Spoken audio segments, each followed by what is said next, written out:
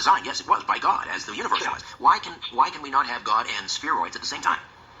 Oh, well, I mean, spheroids are just a tiny, tiny part of it, right? The spheroid model is just how they tried to fit in all the phenomenon. But nowadays, we've got the Big Bang, evolution, dinosaurs. They've built this whole thing up so that people think that we're coming from nothing. Everything came from nothing. And so there is no spiritual layer to existence. There is no God. Everything is material. Everything is physical. You know, those status and selfishness, materialism, it fits into these psychopaths that control everything. It fits into their ideology. It also fits into their consumer mentality they'd like us to have, so that we just keep buying their products and believing their baloney that they sell us.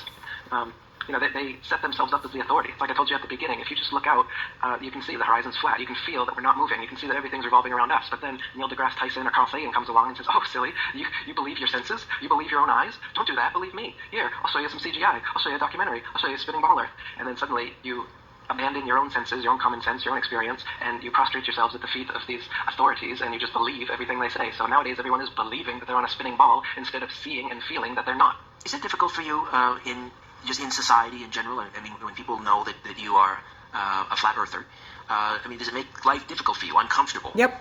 No.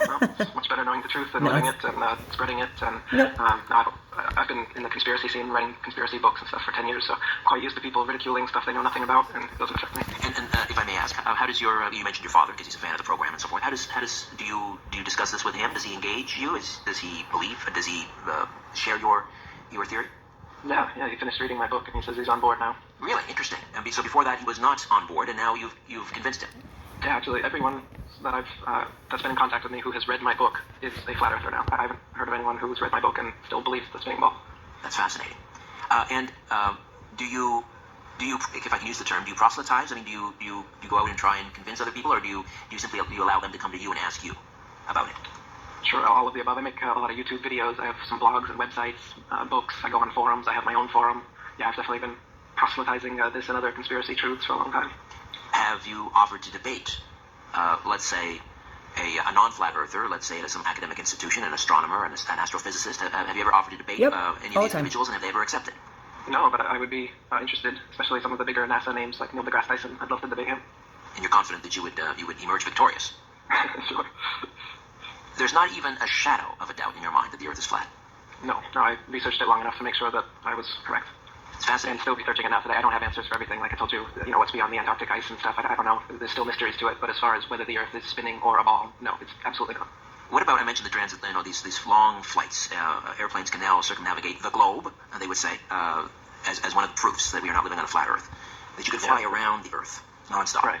But you can fly around a flat plane as well. And so all these people from Magellan up to current plane circumnavigations are just going east to west around the flat Earth. They're not going under the supposed ball, under Antarctica. There are no routes that go straight over Antarctica as there should be, such as Australia to South America and some other routes like this. The straightest line path, if we are on a spinning ball Earth, is to go straight across Antarctica. But they never do that. They take the long route around. And when you ask them, why do you take the long route around instead of just going straight, they say it's too cold. The planes can't handle it. Of course, this doesn't make much sense when they're supposedly out there in outer space and have gone to the moon where it's much colder and much hotter, and they have the technology to do that. So why can't they just go straight across Antarctica with these flights? They never do. So circumnavigation is only east to west, and that's possible on a plane as well as a globe. So the supposed proof doesn't actually prove one way or the other, because it's possible on both.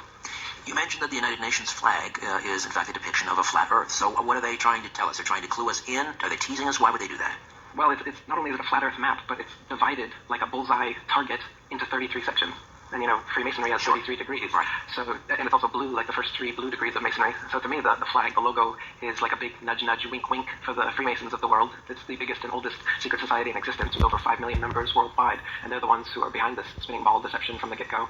So it's kind of a way for them, just like all the symbology they use in Hollywood and elsewhere, it's a way for them to communicate to each other, like, hey, we know what's going on.